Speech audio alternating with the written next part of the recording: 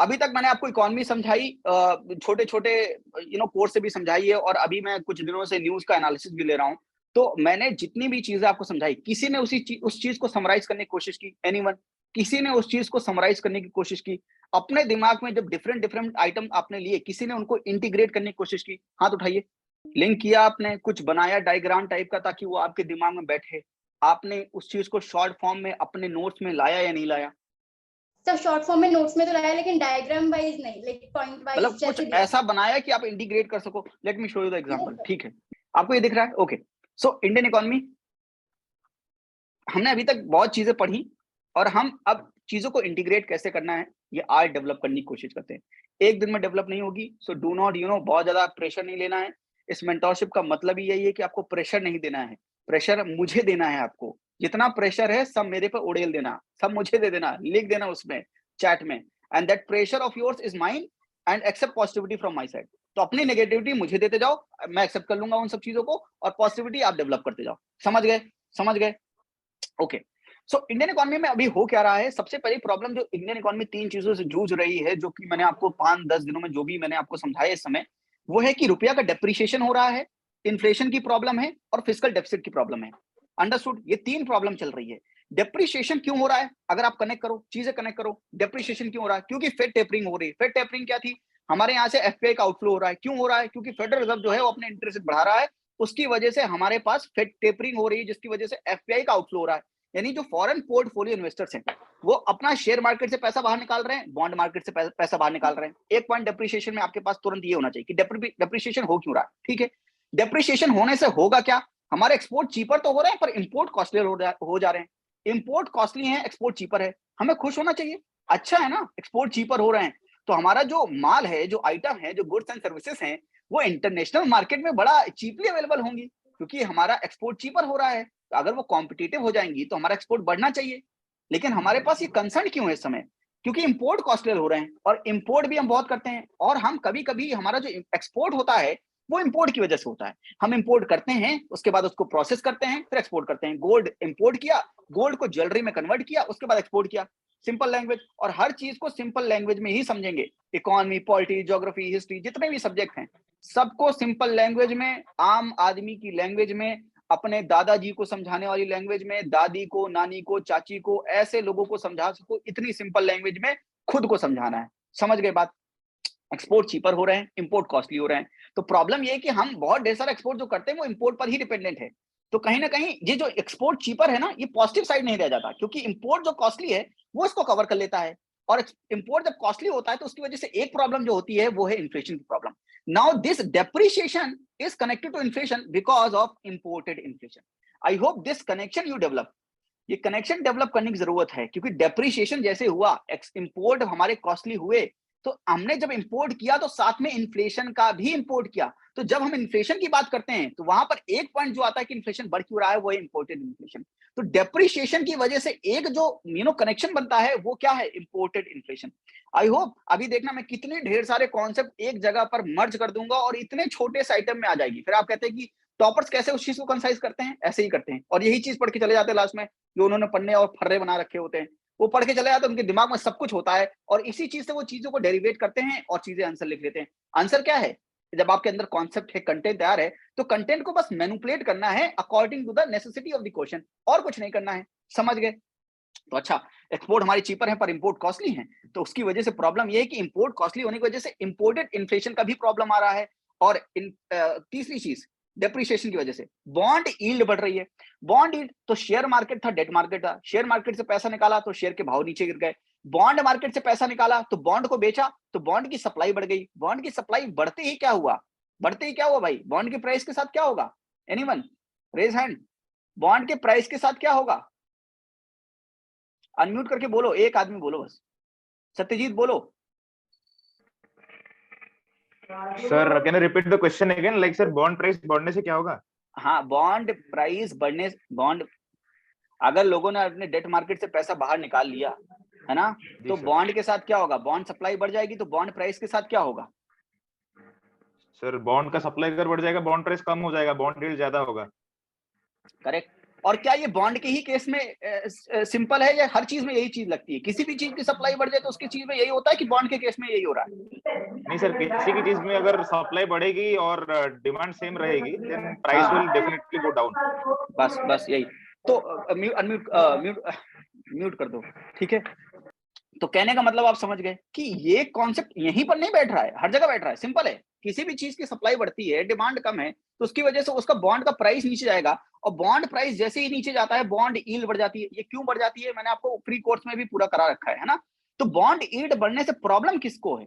जब bond yield बढ़ती है तो जो प्राइवेट सेक्टर होता है वो इन्वेस्टमेंट नहीं कर पाता। क्यों? क्योंकि उसको बॉन्ड यील्ड होने की वजह से बहुत ज्यादा इंटरेस्ट रेट ऑफर करने पर मार्केट से पैसा उठा पाएगा। अब जब उसके पास पैसा ही नहीं आएगा तो प्रॉब्लम ये है कि वो इन्वेस्टमेंट कैसे करेगा, और अगर वो इन्वेस्टमेंट नहीं कर पाएगा तो अंडरस्टैंड द सिंपल कॉन्सेप्ट। हमने कई बार पढ़ा कि जीडीपी का क्या होगा, सी plus I plus G plus NX. अगर इन्वेस्टमेंट कम हो गया तो जाहिर सी बात है जीडीपी कम हो जाएगी। तो बॉन्ड यील्ड के बढ़ने से प्रॉब्लम ये है कि हमारा इंपैक्ट जीडीपी पर आ रहा है उसका, और प्राइवेट इन्वेस्टमेंट जो है अपने आप को ब्रॉड नहीं कर पा रहा है, एक्सपेंड नहीं कर पा रहा है। तो डेप्रिसिएशन की वजह से प्रॉब्लम आ रही। क्यों? क्योंकि डेप्रिसिएशन से जैसे ही पैसा निकाला तो बॉन्ड यील्ड की प्रॉब्लम आई, उससे कनेक्टेड क्या क्या प्रॉब्लम आई। तो बॉन्ड यील्ड के बढ़ने से हुआ क्या? सिंपल चीज है, आप इसी कॉन्सेप्ट को वर्ड्स में लिख सकते हो इंटरकनेक्ट करके, कि अगर डेप्रिसिएशन हुआ कैपिटल के आउटफ्लो होने की वजह से, इंग्लिश में नहीं बोल रहा हूँ हिंदी बोल रहा हूँ, तुम इंग्लिश में कन्वर्ट कर लेना। कैपिटल के आउटफ्लो होने की वजह से हमारा रुपया डेप्रिशिएट हुआ, बॉन्ड मार्केट से पैसा निकलने की वजह से बॉन्ड यील्ड बढ़ गई, जिसकी वजह से प्राइवेट इन्वेस्टमेंट कम हो गया, जिसकी वजह से जीडीपी कम हो सकती है। Any problem? This is the whole concept. अब अगर बॉन्ड की बात कर ली तो शेयर मार्केट में क्या होगा? जाहिर सी बात है शेयर मार्केट में अगर प्राइस जो होंगे वो नीचे हो जाएंगे। क्यों? अगर अपना तुम सामान बेच रहे हो, बेचने में ही लग गए हो, तो अगर सोचो किसी चीज की डिमांड ज्यादा हो तो हम क्या करते हैं? अगर डिमांड बहुत ज्यादा है, प्याज बहुत कम है सप्लाई में, डिमांड बहुत ज्यादा है, तो प्याज खरीदना है तो कोई अगर 5 रुपए कहेगा तो कोई सामने वाला कहेगा हम 7 रुपए दे देंगे, कोई कहेगा हम 9 रुपए दे देंगे। अब उल्टा सोच के देखो, किसी चीज की सप्लाई बहुत ज्यादा है और वो बेचने के लिए आतुर है कि लो तुम ले लो, तुम ले जाओ यार, इसको ऐसे ले जाओ। तो अगर वो 10 रुपए में देने वाला होगा तो आप क्या बोलोगे? नहीं भैया 10 नहीं 8 में लूंगा, अगर इतना ही देने के लिए आतुर हो। तो मौके पर चौका मारने की कोशिश करोगे, तो जाहिर सी बात है 10 रुपए का जो शेयर का भाव है वो 8 रुपए आ जाएगा, फिर उसको कोई 7 रुपए में ले लेगा, फिर 6 रुपए में, तो शेयर मार्केट नीचे गिरने लगेगा। जब शेयर मार्केट नीचे गिरेगा तो जो कंपनी की वैल्यूएशन है, कंपनी की वैल्यूएशन शेयर से लगाते हैं, वो कम होने लगेगी, सेंसेक्स और निफ्टी जो है वो नीचे गिरने लगेंगे। तो हमारा मतलब मार्केट अच्छा काम नहीं कर रहा है, और जब शेयर्स के भाव गिरेंगे तो कंपनी के पास पैसा कहां से आएगा? आगे एक्सपेंड करने के लिए, और ज्यादा बिजनेस करने के लिए। तो जाहिर सी बात है उसका इंपैक्ट फिर से जीडीपी पर आएगा।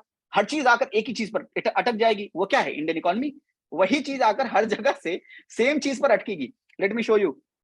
अब ये प्रॉब्लम को सॉल्व करने के लिए आरबीआई क्या कर सकता है?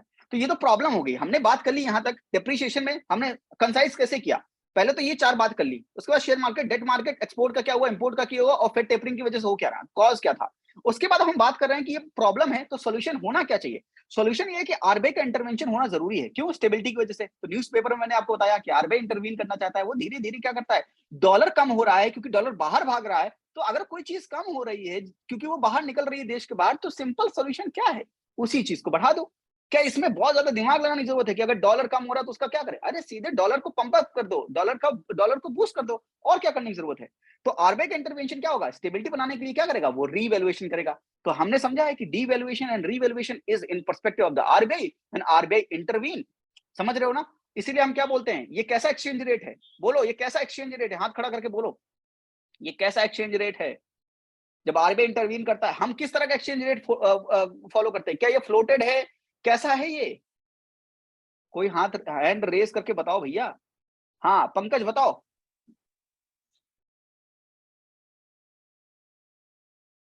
पंकज अनम्यूट करके। अरे भैया अनम्यूट आदत पड़ेगी, धीरे धीरे पड़ेगी। सर रिकॉल नहीं कर पा रहा हूँ। अच्छा रिकॉल नहीं कर पा रहे हो। कोई और सत्य चांद ज्योति को मौका देते। ज्योति बताओ, सबको मौका मिलेगा धीरे धीरे। अनम्यूट करके बताओ भाई। Sir manage exchange rate. Correct Jyoti, thank you. अब मैं आपको ज्योति की हालत नहीं बता सकता, ज्योति बहुत मेहनत करती है और उनकी कंडीशन बहुत खराब है। थैंक यू ज्योति। तो ज्योति ने बताया है जैसे कि मैनेज्ड एक्सचेंज रेट। देखिए सबकी हालत यहाँ पर अलग अलग है, सब लोग डिफरेंट बैकग्राउंड के हैं, है ना। मैं किसी को मतलब अच्छा बोल सकता हूँ, किसी को कुछ डांट भी सकता हूँ। It depends upon your background that I know. तो उसमें बुरा मत मानना कि यू नो यहाँ पर डिस्क्रिमिनेशन हो रहा है based on gender, caste, polity मत लगाने लगना, ठीक है। It's a mentorship class. तो कहने का मतलब ये है कि यहाँ पर मैनेज्ड फ्लोटेड एक्सचेंज रेट है। तो हम यहाँ पर फ्लोटिंग नहीं है, इसलिए मैनेज बोला, क्योंकि आरबीआई बार बार इंटरवीन करके मैनेज करने की कोशिश करता है और रीवैल्यूएशन करेगा। तो उसकी वजह से एक चीज जो प्रॉब्लम क्रिएट होने लगेगी, अब देखिए इन प्रॉब्लम का सॉल्यूशन, ये प्रॉब्लम का सॉल्यूशन था कि रीवैल्यूएशन करें, लेकिन जब डॉलर को खींचकर आरबीआई ने बाकी अपने इंडियन इकोनॉमी में पुश किया, तो एक प्रॉब्लम जो डेवलप हो गई वो हमारा फॉरेक्स रिजर्व जो है वो डिप्लीट होने लगा और हमारा जो इंपोर्ट कवर है वो डिक्रीज होने लगेगा। I hope you are understanding the way. इसीलिए आरबीआई बोलता है कभी कभी कि हम हेल्पलेसनेस फील कर रहे हैं, हमारे फॉरेक्स रिजर्व तो डिप्लीट हो जाएंगे, हम इन्फ्लेशन को कंट्रोल तो करना चाहते हैं, हम रीवैल्यूएशन भी करना चाहते हैं, हम बहुत कुछ करना चाहते हैं, पर उसका इंपैक्ट जीडीपी पर भी आ रहा है। उस पर अभी मैं फिर से आऊंगा, दोबारा आऊंगा जब हम इन्फ्लेशन को हम कनेक्ट करेंगे। अभी आप समझो कि हमने प्रॉब्लम को मैनेज किया, लेकिन साथ में प्रॉब्लम को मैनेज करने के बाद हुआ क्या, एक प्रॉब्लम और जनरेट हो रही धीरे धीरे, पर वो उतनी बड़ी प्रॉब्लम नहीं है जितनी बड़ी प्रॉब्लम ये थी। अब प्रॉब्लम के बीच में आपको मैनेज करना है, तो ये वो आपके साथ प्ले करेगा दिमाग से कि आपके साथ ऐसे सवाल भी पूछेगा और इंटरव्यू में भी फंसाने के लिए पूछ सकता है कि अगर ऐसा हुआ तो बताओ क्या करेंगे फिर। और कभी कभी ये भी पूछ लेगा कि ठीक है आप ये एक चीज और बताओ, उन्होंने कहा कि आप सबसे अच्छा सॉल्यूशन जो ऑफर कर सकते हो इस सिचुएशन में, एक चीज बहुत बढ़िया है, यहाँ पर डॉलर रुपी का स्वैप ऑप्शन कर सकते हो। डॉलर रुपी का स्वैप ऑप्शन करने से दो चीजें बड़ी बेहतर होंगी। ये आपके दिमाग में ये पॉइंट अगर यहीं पर अटैच्ड है, तो ये ग्रुप में एक गुच्छे में अंगूर लगा हुआ है, अंगूर एक गुच्छे में है, अलग अलग इंफॉर्मेशन काम नहीं आती है। अगल बगल अगर अंगूर पड़ा हुआ है तो ये तो कुचल दिया जाएगा, या तो वो फेंक दिया जाएगा, या तो वो सड़ जाएगा, है ना। नायक का बड़ा फेमस डायलॉग है, अगर आपने देखी हो। अंगूर गुच्छे में होना चाहिए, ये गुच्छा बनाना है आपको, ये इंटीग्रेशन करके ये गुच्छा डेवलप करना है।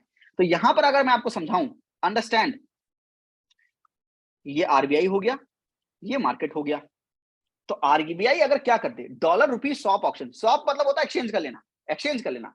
डॉलर को अगर भेज दे और रुपया खींच ले, तो डॉलर दे दिया मार्केट में, रुपया खींच लिया। अब इससे होगा क्या, डॉलर दिया मार्केट में तो डॉलर की सप्लाई बढ़ेगी, तो जो हमारा डेप्रिसिएशन हो रहा था वो रीवैल्यूएशन होने लगेगा, तो हमारा जो करेंसी रिस्क है वो कम होने लगेगा, है ना। और रुपी खींचा तो एक प्रॉब्लम जो कम हो जाएगी वो क्या है, हाथ खड़ा करके कौन बताएगा। रुपी मार्केट से खींचा, हाथ खड़ा करके कौन बताएगा। हाँ, ये इसमें सब बताएंगे।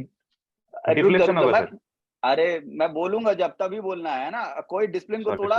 हाँ मैं बोलूंगा तो वही करेगा, निशु रानी बताएगी। निशु बताओ। Inflation sir. इन्फ्लेशन क्या होगा, बढ़ जाएगा, बढ़ा दे इन्फ्लेशन। नो सर, घट जाएगा। घट जाएगा, क्यों, क्योंकि मनी सप्लाई आपने रुपया को खींच के कम की है, तो लोगों के हाथ में पैसे कम है, उसकी वजह से। तो ये दोहरी तलवार हो गई। ये ऐसा सोल्यूशन है जो अगर आप एग्जामिनर को ऑफर कर देंगे, वो उछल पड़ेगा, गद्दी से उछल पड़ेगा और कहेगा वाह। वो समझ जाएगा कि आपके अंदर वो डेप्थ क्रिएट हो गई है, वो ये समझ जाएगा कि आप किस लेवल की पढ़ाई कर रहे हो। क्योंकि यूपीएससी अब वो जनरल गेम नहीं रहा, वो जर्नलिस्टिक गेम नहीं रहा। UPSC demands in depth analysis of everything, और इसमें कोई बहुत बड़ा तीर नहीं मार दिया हमने। हमने उनको वैसा ही ऑफर किया है सोल्यूशन जो कि आरबीआई ने कुछ समय पहले $5 बिलियन रुपए का स्वैप ऑप्शन किया था। हमने न्यूज से पढ़कर न्यूज याद करने की कोशिश नहीं की, पर सॉल्यूशन याद करने की कोशिश की कि हम इस चीज को कहां कहां पर मेंशन कर सकते हैं इंटरव्यू में। आपको तैयारी इंटरव्यू की करनी है, सब लोग प्री की करेंगे, मेंस की करेंगे, मैं आपको इंटरव्यू की तैयारी कराऊंगा। क्योंकि इंटरव्यू में जो आप लिखने के लिए तैयार रहेंगे, वो मेंस में भी बोलने के लिए तैयार रहेंगे, वो मेंस में लिखने के लिए तैयार रहेंगे, और वो प्री में आप वो कॉन्सेप्ट लगा पाओगे। I hope you are getting, I am doing the reverse engineering. हम तैयारी करेंगे इंटरव्यू में कि इंटरव्यू वाला अगर ऐसे पूछ ले, तो दिमाग में हमेशा एक एग्जामिनर रखना, वो पूछ ले तो क्या होगा, उसको सोल्यूशन तुम क्या बेस्ट सोल्यूशन ऑफर कर सकते हो। This is the best solution. आप डॉलर रुपये का स्वैप ऑप्शन कर दो, उसकी वजह से इन्फ्लेशन भी कम हो रहा है, साथ में रीवैल्यूएशन भी हो रहा है, दो चीजें हो रही है। लेकिन एक चीज और मैंने आपको बताई थी कि अगर करेंसी का एप्रिसिएशन हो रहा है, करेंसी एप्रिसिएशन का मतलब है कि डॉलर की सप्लाई बढ़ रही है, हमारा रुपया जो उसके एकदम बल्ले डोले सोले बन गए, उस केस में क्या करेंगे। उस केस में अगर रुपया का बहुत ढेर सारा एप्रिसिएशन हो रहा है, तो उस केस में हम क्या करने की कोशिश करते हैं, जल्दी बताओ कौन बताएगा उस केस में क्या करेंगे। हाँ यशस्विनी बताओ, चलो। डीवैल्यूएशन करेंगे। डीवैल्यूएशन करेंगे, अभी तुम ही बताओगी, रुक जाओ, इतना सरल सवाल छोड़ के थोड़ी ना छोड़ देंगे। डीवैल्यूएशन करने से प्रॉब्लम क्या है, डीवैल्यूएशन में करेंगे क्या, इंजेक्ट क्या करेंगे। डॉलर के सामने रुपीस का वैल्यू कम कर देंगे। तो रुपया को बढ़ाएंगे या डॉलर को कम करेंगे, क्या करेंगे, डॉलर कम करेंगे, मार्केट इकोनॉमी में क्या करना चाहेंगे, या डॉलर की सप्लाई को बढ़ाएंगे। अप्रिसिएशन करना है, रुपीस का डॉलर का सप्लाई ज्यादा करना है। डॉलर की सप्लाई ज्यादा कर दो, और ज्यादा कर दो, और रुपया अप्रिशिएट कर दो, बहुत अच्छी बात है, वेरी गुड। नहीं नहीं नहीं नहीं, सॉरी सर। सोचो, बोलने से पहले सोचो, है ना। तो डॉलर की डॉलर सप्लाई को कम कर देना, प्रॉब्लम कम ये है कि करना है। डॉलर की सप्लाई, हाँ तो कम कर दिया और रुपया दे दिया सामने। अब यहाँ पर जब हम हाँ। रुपया दे देते हैं तो प्रॉब्लम एक क्रिएट हो जाती है, इस केस में एक प्रॉब्लम क्रिएट हो जाती है, वो प्रॉब्लम क्या है? रुपीस कम हो गया तो एक्सपोर्ट्स रुपया की वैल्यू की बात नहीं कर रहे, हम एक्सचेंज रेट की बात नहीं कर रहे हैं, पहले समझो। डॉलर को बढ़ा दिया, डॉलर की सप्लाई जो बढ़ गई थी उसको हमने कम कर दिया, है ना, ऐसा ही किया ना, कुछ और हाँ। कर तो नहीं दिया। हाँ। डॉलर की सप्लाई को कम नहीं। किया या बढ़ा दिया? कम कर दिया। उसके सामने अगर डॉलर की कम कर सप्लाई कम करने के लिए डॉलर को खरीदा तो रुपया दिया, और रुपया दिया तो दिया, रुपया की हाँ। सप्लाई बढ़ गई, तो उसकी वजह से एक प्रॉब्लम क्या क्रिएट हो गई? इन्फ्लेशन हो गया, इन्फ्लेशन हो गया। तो इकोनॉमी में। इन्फ्लेशन, और अगर हम ये दोनों सिचुएशन को मैनेज कर ले तो उसे क्या कहते हैं? Stabilisation of economy. कौन बोला ये? अमल। अमल। सर मैं रिजाइन किया, आप रिस्पॉन्स नहीं दे रहे, मैंने कहा डायरेक्ट म्यूट कर दीजिए। नहीं, मैं रिस्पांस दूंगा, मैं सबको रिस्पांस दूंगा, है ना। लेकिन अभी एकदम अपनी मयार छोड़ के बाहर मत निकलो, मयान में रहो, तलवार हो, ऐसे बाहर मत निकलो, ठीक है? Okay sir. हाँ, समझ गए, ओके, ये भी आप समझ गए। तो साथ में आपने डेप्रिसिएशन और एप्रिसिएशन, रीवैल्यूएशन, डिवैल्यूएशन सब समझ लिया। तो यहाँ पर कनेक्ट क्या हुआ कि इकोनॉमी में अभी चल क्या रहा था, चलने वाली सिचुएशन का आपको सॉल्यूशन पता होना चाहिए। आपको वो सॉल्यूशन भी पता है, बहुत अच्छी बात है, कॉन्सेप्चुअल अंडरस्टैंडिंग है। लेकिन न्यूज में क्या है? न्यूज में है कि आप क्या करना चाह रहे हो, आप अगर आरबीआई इंटरवीन करे तो डॉलर रुपये का स्वैप ऑप्शन करे, जिसकी वजह से वो दोहरी जो प्रॉब्लम है उसको टैकल कर सकता है। अंडरस्टूड, ठीक है। डेप्रिसिएशन के आपने जितने भी पॉइंट थे सब एक जगह लगा लिए, उसको आपने कनेक्ट भी कर लिया इन्फ्लेशन से। इन्फ्लेशन पर आगे, इन्फ्लेशन जब बढ़ता है, इकोनॉमी की दूसरी प्रॉब्लम, मैक्रो इकोनॉमिक जो स्टेबिलिटी के इंडिकेटर्स होते हैं, इन्फ्लेशन हो गया, जीडीपी हो गया, ये जो इंडिकेटर्स होते हैं ये इंडिकेट करते हैं कि इकोनॉमी की हेल्थ कैसी है। आपका हीमोग्लोबिन लेवल हो गया, आपका शुगर लेवल हो गया, ये सब इंडिकेट करता है कि आपकी हेल्थ कैसी है। ऐसे इंडियन इकोनॉमी है, उसकी हेल्थ के बारे में हम पता कैसे करें? इन्फ्लेशन, जीडीपी, ये सब देख लें तो उसकी हमें हेल्थ के बारे में पता चल जाता है ना। फिस्कल डेफिसिट कितना है, प्राइमरी डेफिसिट कितना है, डेट टू जीडीपी रेशियो कितना है, these are macro economic indicator, ये इकोनॉमी के बारे में बताते हैं, ठीक है। तो मैक्रो इकोनॉमिक स्टेबिलिटी को इंपैक्ट करता है। अगर आपके घर में किसी को पता है कि आपके घर में तंगी चल रही है, यानी आपके घर में जो भी चीजें हैं आप खुद परचेज नहीं कर पा रहे हो, यानी बहुत महंगी महंगी चीजें हैं, तो कोई आपके घर में इन्वेस्टमेंट करने आएगा? कोई आपके घर में पैसा लगाने अपना आएगा? Answer is no. वो आपके घर में पैसा लगाने नहीं आएंगे, क्योंकि आपके रुपया की खुद की परचेसिंग पावर मरी हुई है। क्योंकि जैसे जैसे इन्फ्लेशन आता है रुपया की खरीदने की क्षमता घटती जाती है, कम होती जाती है। तो आपका रुपया खुद वीक है, तो सामने वाला आकर आपके डॉलर को एक्सचेंज करा के रुपया में कन्वर्ट करके आपके यहाँ क्यों लगाएगा? समझ रहे हो बात? तो लोग इन्वेस्टमेंट नहीं करेंगे आपकी इकोनॉमी में। अब दूसरी चीज कनेक्ट करो, यहां से फिर हम चलते हैं किसकी तरफ? डेप्रिसिएशन की तरफ। क्यों? क्योंकि जैसे ही इन्वेस्टमेंट कम हुआ, क्योंकि लोगों ने आपके ऊपर पैसा नहीं लगाया, क्योंकि इन्वेस्टमेंट नहीं आया, तो फॉरेन डायरेक्ट इन्वेस्टमेंट नहीं आया, फॉरेन पोर्टफोलियो इन्वेस्टमेंट नहीं आया। ये तो भाग रहे थे और ये आ भी नहीं रहे हैं, तो प्रॉब्लम फिर से दोहरी पड़ गई। क्या प्रॉब्लम पड़ गई कि ये आए तो नहीं लेकिन चले और गए, ठीक है। तो आए क्यों नहीं? क्योंकि इन्फ्लेशन की प्रॉब्लम थी, मैक्रो इकोनॉमिक स्टेबिलिटी हमारे कंट्री में नहीं थी, जिसकी वजह से फिर से डेप्रिसिएशन और ज्यादा हो जाएगा, रुपया और वीक हो जाएगा। आई होप कि दूसरा कनेक्शन आप डेवलप कर रहे हैं, ठीक है। एक ही जगह पर सारे कनेक्शन डेवलप कर लेंगे। और इन्फ्लेशन की बढ़ने के कारण क्या है? Supply side constraint. अब सप्लाई साइड की वजह से इंपैक्टेड है, ग्लोबल अनसर्टेनिटी है जिसकी वजह से सप्लाई साइड हमारा इंपैक्टेड है, जिसकी वजह से प्रॉब्लम आ रही है। समझ रहे हो बात? समझ रहे हो ये चीज? ठीक है। मुंडी मुंडी मुंडी, क्योंकि ऐसे सबसे हाँ नहीं सुन सकता, मुंडी हिला दिया करो ऐसे, ठीक है। Supply side constraint. अब आरबीआई ने क्या किया कि आरबीआई ने सोचा कि आरबीआई क्या, जितनी भी सेंट्रल बैंक है पूरे दुनिया के, जहां जहां पर भी इन्फ्लेशन आ रहा है, यूएस का फेडरल रिजर्व हो, आरबीआई हो, सबको ये बात पता है कि इन्फ्लेशन एक महंगाई ऐसी चीज है जो इकोनॉमी को तबाह कर सकती है। पावर है उसके पास, है ना। जिम्बाब्वे की करेंसी एक बार पता नहीं कितनी पहुंच गई थी, एक के आगे कितने जीरो लगाए तब जाके उनका एक हो रहा था, है ना, $1 के बराबर हो रहे थे। तो अगर मटका भर, मटका क्यों, एक पूरा संदूक और जो भी आपके पास कपड़े भरने के लिए जो बैग यूज करते हैं, वो पूरा भर के गड्डी ले जाओ, वो करेंसी ले जाओगे तब जाकर $1 मिलता था।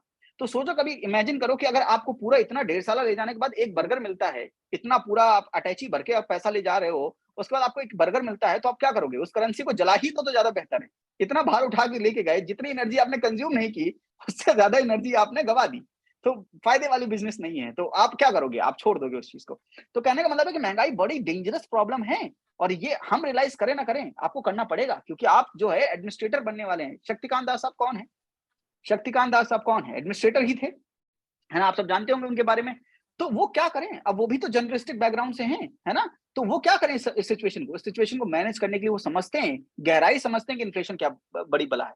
तो यहाँ पर वो क्या करना चाहेंगे, वो जानते हैं कि सप्लाई साइड कंस्ट्रेन है, सप्लाई साइड कंस्ट्रेन को सप्लाई बढ़ाकर ही टैकल किया जा सकता है, आरबीआई की बस की बात नहीं है वहां पर। तो आरबीआई ने क्या सोचा कि ठीक है हम रेपो रेट बढ़ाते हैं जिसकी वजह से डिमांड साइड इंपैक्ट होता है, लेकिन डिमांड साइड इंपैक्ट होने की वजह से क्या एक चीज होता है, inflation expectation. Inflation expectation is main thing. आप एक्सपेक्ट, देखिए सब माइंड का खेल है, मैंने आपको बोला ये थॉट प्रोसेस है एक्चुअली। थॉट प्रोसेस किस चीज का, आप बड़े वीक हैं, आप अपने मन में सोच रहे हो। आपको मैं कहूं कि आंखें बंद करो, इमेजिन करना शुरू करो कि आप जो है जा रहे हो, आपको किसी ने किडनैप कर लिया है और आपको एकदम बंदी बना लिया, आपको रोज के 4 लाठियां मार रहा है, आपको बहुत दर्द हो रहा है, आपकी उंगली काट रहा है पकड़ के, और मैं आपसे कहूं कि क्या करो कि ये सिचुएशन से बाहर आ जाओ। Just stop imagining that. आप जैसे ही आंखें खोलोगे बैक टू नॉर्मल, वो सब चीजें हुई नहीं जो चीजें आपने सोच ली हैं। ओवर थिंकिंग की प्रॉब्लम आप सब में बहुत लोगों के साथ है, इट्स नॉर्मल। आप सब में बहुत लोगों ने सेम प्रॉब्लम लिखी है अपनी वीकनेस में, ओवर थिंकिंग। आप इतना ओवर थिंकिंग कर रहे हो क्योंकि वो चीज कभी होने वाली नहीं है, लेकिन फिर भी इतना सोच सोच के आपने अपने इमेजिनेशन में उसको आपने ट्रू बना लिया है। तो उससे क्या हुआ, आपने प्रॉब्लम जो थी भी नहीं उसको क्रिएट कर लिया अपने अंदर। तो आप नेगेटिव उस चीज को यूज कर रहे हैं, आरबीआई पॉजिटिव यूज कर रहा है। आरबीआई बोल रहा है कि रेपो रेट बढ़ाएंगे। रेपो रेट बढ़ाने से क्या होगा, रेपो रेट बढ़ाने से लोगों के हाथ में पैसे कम होंगे, तो लोग का एक्सपेक्टेशन चेंज होगा। वो कहेंगे यार कार हम बाद में कभी खरीद लेंगे, उसकी वजह से कार नहीं खरीदोगे तो पेट्रोल की डिमांड नहीं करोगे, डीजल की डिमांड नहीं करोगे, तो डिमांड किसी और चीज की कम हो गई इनडायरेक्टली, और उसी चीज की सप्लाई कम थी लेकिन डिमांड भी आपने इनडायरेक्टली कम कर दी। तो क्या हुआ, मैच हो गया। मैच हो गया तो थोड़ा सा कंट्रोल हो गया। तो RBI is trying to do that, repo rate को बढ़ाकर वो इन्फ्लेशन कंट्रोल करने जा रहा है। लेकिन फिर से प्रॉब्लम ये है कि आप रेपो रेट तो बढ़ाकर इन्फ्लेशन को कंट्रोल कर लोगे, लेकिन दूसरी प्रॉब्लम जो खड़ी हो जाती है वो है जीडीपी की। क्यों, याद करो फिर से, GDP by expenditure method, C plus I plus G plus NX.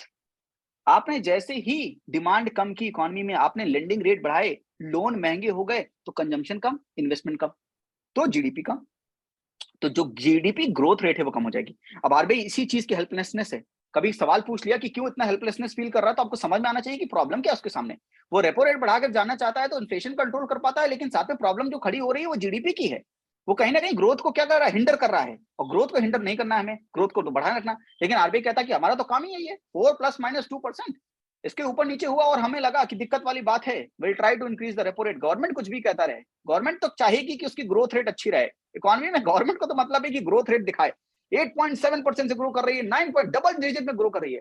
Government अपने न्यूज़पेपर में ऐसे छापेगी एकदम, उनका भी कुछ न्यूज़पेपर होता है ना तो उसमें छापेगी और लिखाएगी कि 11% की ग्रोथ है। ठीक है, वो 11% की ग्रोथ है साहब, लेकिन क्या वो एक्चुअल में 11% की ग्रोथ है? आपने नॉमिनल ग्रोथ बताया, रियल ग्रोथ क्या है? इन्फ्लेशन को एडजस्ट करके देखो फिर कितनी आती है रियल ग्रोथ। तो एक मैंने एक्सप्लेनर आपको एक एडिटोरियल भी एक्सप्लेन किया था जो इसी बारे में बात कर रहा है। देखिए जो एक्सप्लेनर आते हैं, जो एडिटोरियल्स आते हैं, वो आउट ऑफ द बॉक्स कुछ बात नहीं कर रहे हैं आपसे, वो बस चीजों को गहरे इन डेप्थ समझ चुके हैं, वो आपको समझाने की कोशिश कर रहे हैं। तो प्रॉब्लम ये है कि आप नॉमिनल जीडीपी रेट तो बहुत ज्यादा दिखा दोगे, लेकिन फिर रियल में जब आओगे तो रियल तो बड़ा कम दिखेगा, 11%।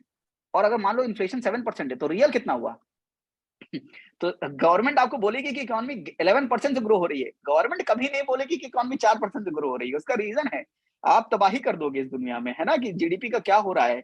और गवर्नमेंट क्या बोलेगी कि India is the fastest growing economy. Inflation adjust करने की बात बताओ तो हम जाने, वो नहीं, नॉमिनल टर्म्स में बात करेंगे। क्यों, नॉमिनल क्या होता है? Fake nominal is what? Fake. आप जो चीज रियल नहीं है वो नॉमिनल है, तो आप नॉमिनल टर्म्स में बताने की कोशिश करो, तो डेटा के साथ बड़ा खेला जाता है।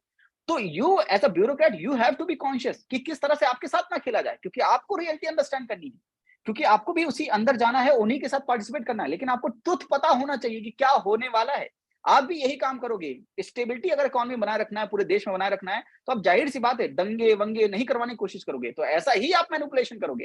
लेकिन आपको ये चीज पता होना चाहिए कि इन्फ्लेशन बैड क्यों है और जीडीपी का बढ़ना क्यों जरूरी है। बात समझ गए? तो प्रॉब्लम ये है कि रेपो रेट बढ़ाएंगे तो यहाँ पर एक प्रॉब्लम होगी, जीडीपी की बढ़ जाएगी। तो आपने यहाँ पर दो चीजें देखी, इन्फ्लेशन और डेप्रिसिएशन। ये दोनों आपने जितना कुछ पढ़ा आपने सिर्फ इतने में कंसाइज कर लिया, इतने में कंसाइज कर लिया, बहुत ज्यादा लिखना नहीं है। मैंने भी बहुत नहीं लिखा है, एरो बना बना के आपको समझा दिया आपको भी, और ये फालतू में मैंने आपको समझाने के लिए इसको हटा देता हूँ और कम लगेगा बस।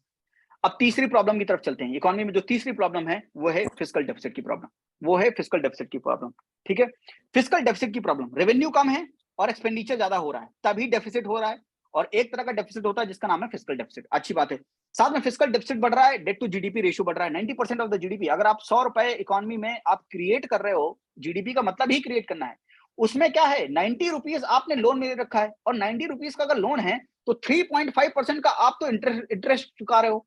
तो 3.5% of GDP is going into interest. आपको गहराई समझ में आना चाहिए, क्योंकि आप सोचो कि अपने दोस्त से आपने 100 रुपए लिए हैं, 100 रुपए आप कमा रहे हो, आपकी सैलरी 100 रुपए की है, और 90 रुपए का आपने लोन ले रखा है अपने दोस्त से, जिसको आप 3.5% जो है इंटरेस्ट के नाम पर देते हो, और उसका लोन भी चुकाना है आपको। तो प्रॉब्लम आपके साथ क्या है, आपके महंगे महंगे जो सपने हैं, आपकी नेसेसिटी भी पूरी नहीं होगी। समझ रहे हो बात को? तो गहराई समझो, economy is nothing but you. तो हम हर आदमी के जीवन में इकोनॉमी है, सबको एक्युमुलेट कर दो, एग्रीगेट कर दो, तो उसे क्या बोलते हैं, ग्रॉस। तो ग्रॉस डोमेस्टिक प्रोडक्ट है क्या, ग्रॉस है, यानी कुल मिलाकर क्या हो रहा है। तो सबके साथ जो हो रहा है उसको कुल मिलाकर देख लो तो ग्रॉस डोमेस्टिक प्रोडक्ट है। तो कहने का मतलब है डेट टू जीडीपी रेशियो बढ़ना is not good for the economy.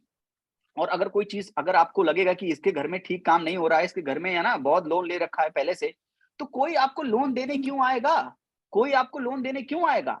Again problem, तो ये लोन क्यों ना दे, तो ये कौन बताएगा कि इनके घर की हालत ठीक नहीं है। इनकी घर की हालत बताने वाला कौन है, सॉवरेन क्रेडिट रेटिंग एजेंसी। ये आपकी क्रेडिट रेटिंग को कम कर देगी और क्या बोलेगी कि इनके घर में पैसा मत देना, क्योंकि इनके यहाँ पे पहले से ही तंगी चल रही है, इनका डेट टू जीडीपी रेशियो बहुत है, पता नहीं कब डिफॉल्ट कर दें।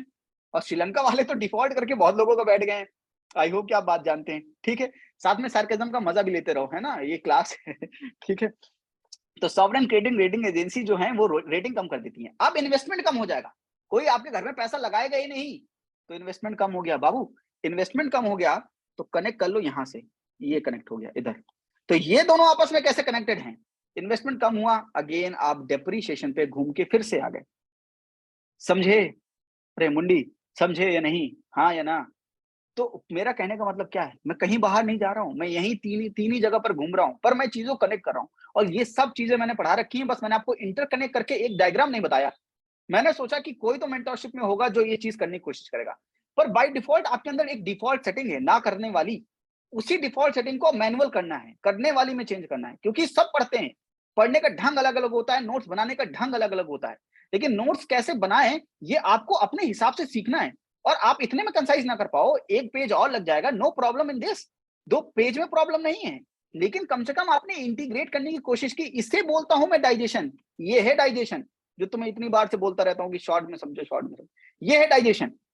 डाइजेशन ऐसे करना है। आई होप कि आप समझ रहे हो, यानी ये 12 महीने में आपका दिमाग खा लूंगा यही बोल बोल के, ये समझ रहे हो कि नहीं समझ रहे हो। समझो इन चीजों को, क्योंकि आप डाइजेशन में बहुत कम ध्यान देते हो। आपका नेचर ही ये है कि इनपुट कितना ले लो और आउटपुट क्या हो, इस पर आपका कंसंट्रेशन ही नहीं है। और जितने लोग फेल हो रहे हैं उनका भी यही है। वो, मैं ये नहीं कह रहा हूं कि वो काबिल नहीं है, बहुत लोग काबिल भी हैं, क्योंकि सीट कम होने की वजह से बहुत लोग को नहीं हो रहा है, वो प्रॉब्लम अलग है। लेकिन मेजोरिटी की बात कर रहा हूं, उनका थॉट प्रोसेस ही नहीं है, they are out of the zone, they are out of the game itself. वो गेम में है ही नहीं। आपको नंबर फिर से अलग से, आपको 11% का फिर से नॉमिनल रेट दिख रहा है कि 6 लाख लोग एग्जाम दे रहे हैं, 10 लाख लोग एग्जाम दे रहे हैं। It is nominal, it is nominal 11%। Real क्या है, रियल क्या है 50,000 लोग। रियलिटी में आओ, इन्फ्लेशन एडजस्ट कर दो भाई, रियलिटी में आओ कि कौन ढंग से पढ़ रहा है, पढ़ते सब हैं, ढंग से कौन पढ़ रहा है उसमें आओ। उनका कंपटीशन है, उनमें कंपटीशन करने की सोचो, और कंपटीशन रोज खुद से करो।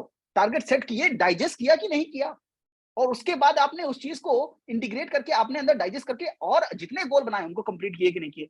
इसलिए कह रहा हूं गोल कम बनाओ पर डाइजेस्ट करो, समझो, अंडरस्टैंड करो, इमेजिन करो। इमेजिनेशन बड़ी अच्छी चीज है, ओवर थिंकिंग वाला इमेजिनेशन नहीं, पॉजिटिव इमेजिनेशन। जिस चीज की करनी चाहिए उसकी चीज की तुम करते नहीं हो, जिसकी नहीं करनी चाहिए उतना अपना फ्यूचर आगे तक सोचाओगे, बहुत आगे तक, पता नहीं कहां पहुंच जाओगे, मुझे भी नहीं पता। लेकिन जहां पहुंचना चाहिए वाकई में, जहां जिस जगह पर सोचना चाहिए वहां पर तुम डिफॉल्ट कर जाते हो। अब देखो यहाँ पर इन्वेस्टमेंट कनेक्ट हो गया, इन्वेस्टमेंट क्यों कम हो जाएगा आप समझ गए। अब जब फिस्कल डेफिसिट बढ़ रहा है, डेट टू जीडीपी रेशियो बढ़ रहा है, तो गवर्नमेंट बहुत ढेर सारा बोरो कर रही है, तभी फिस्कल डेफिसिट बढ़ रहा है। क्योंकि गवर्नमेंट, फिस्कल डेफिसिट का मतलब है कि गवर्नमेंट ले रहा है, प्राइवेट सेक्टर का तो कोई रोल नहीं है यहाँ पर भाई। ये तो फिस्कल डेफिसिट मतलब हम गवर्नमेंट के पर्सपेक्टिव से बात कर रहे हैं। तो गवर्नमेंट अगर 100 रुपए का लोन अवेलेबल है, गवर्नमेंट ने खुद ले लिया 70-80 रुपए का लोन, तो बचा कितना लोन, 20 रुपए का। अब 20 रुपए का अगर लोन बचा है तो वो 20 रुपए का लोन जाएगा प्राइवेट सेक्टर को, प्राइवेट सेक्टर को चाहिए 80 का लोन, तुम उनको दे रहे हो 20 रुपए का लोन, वो कैसे एक्सपेंड करेंगे, उनके पास कैपिटल कैसे आएगी। तो यहाँ पर प्रॉब्लम फिर से वही है कि प्राइवेट सेक्टर का क्राउडिंग आउट होगा। जैसे उनका क्राउडिंग आउट होगा वो इन्वेस्टमेंट नहीं कर पाएंगे। अगेन जीडीपी की प्रॉब्लम ये है कि जीडीपी कम होने लगेगी। समझे, ये बात समझ गए? ठीक है, तो यहाँ पर एक चीज और समझ गए कि अगेन प्रॉब्लम वही दोबारा घूम फिर के सेम प्रॉब्लम आ रही है। अगर आपसे किसी ने बोल दिया कि प्राइवेट सेक्टर के बारे में बताओ, now you can arrange this in different manner. इसी चीज को घुमा फिरा के फिर से डिफरेंट मैनर में कैसे करोगे कि कहां कहां पर हमने प्राइवेट सेक्टर के क्राउडिंग आउट की बात की है। तो आप पॉइंट नंबर 1 लिखोगे कि डेप्रिसिएशन होने की वजह से बॉन्ड यील्ड बढ़ता है, जिसकी वजह से प्राइवेट सेक्टर का क्राउडिंग आउट होता है। दूसरा पॉइंट आप क्या लिखोगे, फिस्कल डेफिसिट ज्यादा बढ़ रहा है इसलिए क्राउडिंग आउट भी हो रहा है, जिसकी वजह से जीडीपी कम हो रही है। आपने प्राइवेट सेक्टर के बारे में पूछा तो अगेन आपने रीअरेंज किया और इसी चीज को फिर से रिप्रोड्यूस किया। इससे बोलते हैं रिप्रोडक्शन। जो आप टॉपर्स के मुंह से सुनते रहते हो कि रिप्रोडक्शन क्या है, सेम कंटेंट को कैसे यूज करें, सेम कंटेंट को कैसे यूज करें, ऐसे यूज करें साहब। ये आपके सामने है। कभी कभी हमारी चीजें बड़ी सामने होती हैं और हम समझ नहीं पाते हैं। कभी कभी लोग भी बड़े अच्छे अपने अपने सामने होते हैं पर हम समझ नहीं पाते। कभी कभी कोचिंग इंस्टीट्यूट हमें बड़ा अच्छी लगती है दूर से नॉमिनल टर्म्स में क्योंकि उनका नाम बड़ा है, पर कभी कभी हम बड़ा निराश हो जाते हैं पढ़ने के बाद क्योंकि हमें कुछ समझ में नहीं आता। ऐसे मेरे पास 1000 एग्जाम्पल है, 1000 लोगों के मैसेज हैं जिन्होंने मुझे बोला है कि 8000, 10000, 15000, 80000, ये नाम नहीं लूंगा, वो यहाँ गए हैं और उनका रिजल्ट 0 है, आउटपुट 0 है। 0 होने का मतलब भी है क्योंकि आप नॉमिनल टर्म्स में आज तक भाग रहे थे, आप भी रियलिटी को देखना नहीं चाह रहे थे। रियलिटी हमेशा आपके सामने है। इट्स योर यू दैट आपने सोचा है कि रियलिटी को क्लोज करने के लिए आपने अपनी आंखों को शट डाउन जानबूझ के किया है और ये डिफॉल्ट सेटिंग आपके अंदर लगी है। अगर आप नॉर्मल बन जाओ, trust me on my words, अगर आप सब लोग नॉर्मल बन जाओ जो एबनॉर्मल बने हो, आज ही मेंटरशिप रोक दूंगा और सबको छोड़ दूंगा। बस शर्त इतनी है, आप अपने अंदर एबनॉर्मलिटी जो डेवलप करके बैठो हो, जिसको आपने न्यू नॉर्मल समझ लिया है, वाकई में जो नॉर्मल है, वाकई में जो रियल है, उसके ऊपर आ जाओ। तो यहाँ पर अगेन प्राइवेट सेक्टर का अगर आपको रिप्रोड्यूस करना है तो आप तुरंत रिप्रोड्यूस कर सकते हो। फिस्कल डेफिसिट वाला आपको होता है कि इंटरेस्ट पेमेंट ज्यादा होगा और इंटरेस्ट पेमेंट ज्यादा होने की वजह से प्रॉब्लम ये नहीं है कि इंटरेस्ट हमें ज्यादा देना पड़ रहा है। मैं आता हूं, जिनका भी डाउट होगा मैं आता हूं उन पर। इंटरेस्ट पेमेंट ज्यादा होने की वजह से प्रॉब्लम ये नहीं कि इंटरेस्ट पेमेंट ज्यादा बढ़ रहा है, प्रॉब्लम ये है कि इंटरेस्ट पेमेंट करना किसी का नॉन डेवलपमेंटल एक्सपेंडिचर है, आप कुछ उससे भला नहीं कर रहे हो। मेन प्रॉब्लम समझो। अगर एग्जामिनर को 1 पॉइंट और एक्स्ट्रा मिल जाएगा ना, तो तुम देखो सबने लिखा कि फिस्कल डेफिसिट बढ़ा, तो मान लेते हैं कि तुम सबको पता है इंटरेस्ट पेमेंट वाला पार्ट, तुम सबने लिख दिया कि 3.5% of GDP is going into the interest payment. अगर एक लाइन और ऐड कर दो अच्छी सी, which is non-developmental in nature, which is non-developmental in nature. Now you have made that sentence more logical and more in depth. Why? Because examiner will understand also कि यार non-developmental expenditure है, that means कि वो समझ रहा है कि इस पैसे से कुछ भी भला नहीं होने वाला। इंटरेस्ट भी समझ रहा था, बस you have just उसके दिमाग में सबकॉन्शियस माइंड में एक नॉन डेवलपमेंटल का वर्ड तुमने छोड़ दिया, 3 वर्ड लगे बस मैक्सिमम। वो एक चीज और समझ गया कि थोड़ी सी इन डेप्थ और है। समझ रहे हो मेरी बात? और यहाँ पर बॉन्ड यील्ड का पूछा, फिस्कल डेफिसिट बढ़ेगा तो जाहिर सी बात है, माफ कीजिएगा ये क्या हो गया, फिस्कल डेफिसिट बढ़ेगा तो उसकी वजह से क्या होगा भाई, बॉन्ड फिस्कल डेफिसिट बढ़ेगा कैसे, गवर्नमेंट सिक्योरिटीज बहुत ढेर सारी इशू करेगी पैसा बोरो करने के लिए, और गवर्नमेंट सिक्योरिटीज जैसे इशू करेगी तो बॉन्ड यील्ड बढ़ेगा। क्यों? सप्लाई बढ़ गई बॉन्ड्स की, सप्लाई बढ़ गई, अगेन वही चीज हो गई, बॉन्ड प्राइस घट जाएंगे तो बॉन्ड यील्ड बढ़ जाएगी, अगेन प्राइवेट सेक्टर इंपैक्ट होगा, जीडीपी कम हो जाएगी। तो अगर आपसे पूछ लिया कभी रिप्रोड्यूस करने के लिए ये कौन कौन से ऐसे फैक्टर है जिसकी वजह से बॉन्ड यील्ड बढ़ रही है, आपको पता है कि जब भी कैपिटल का आउटफ्लो होगा उसकी वजह से डेप्रिसिएशन होगा, लोग शेयर मार्केट से पैसा निकालेंगे तो बॉन्ड यील्ड कम हो जाएगी, बॉन्ड यील्ड बढ़ जाएगी, जिसकी वजह बॉन्ड यील्ड बढ़ जाएगी, माफ कीजिएगा, बॉन्ड यील्ड बढ़ जाएगी, जिसकी वजह से फिर से प्राइवेट सेक्टर इंपैक्ट होगा। और आप सेम चीज यहाँ पर इंट्रोड्यूस कर सकते हो कि फिस्कल डेफिसिट जब भी बढ़ेगा तो भी बॉन्ड यील्ड बढ़ जाएगी, क्योंकि बॉन्ड की सप्लाई बढ़ेगी, बॉन्ड प्राइस कम होंगे तो बॉन्ड यील्ड बढ़ जाएगी। आई होप कि आप सेम कंटेंट को रिप्रोड्यूस करने की टेक्निक, सेम कंटेंट को कंसाइज करने की टेक्निक, इंटीग्रेट करने की टेक्निक समझ रहे हैं आप, ठीक है। अब मैंने आपको एक इंटीग्रेशन नहीं समझाया, इन दोनों का क्या रिलेशन है, इनका रिश्ता क्या कहलाता है। जब गवर्नमेंट बहुत ढेर सारा एक्सपेंडिचर कर रही है तो मनरेगा में भी पैसा दे रही है, सब्सिडी में भी पैसा दे रही है, लोगों के हाथ में पैसा बढ़ा रही है, तो उसकी वजह से प्रॉब्लम क्या है, मनी सप्लाई बढ़ने की वजह से ये प्रॉब्लम है, inflation. I hope I have connected all the dots. These are dots that you have to connect. You want to become CBI. Let me close this.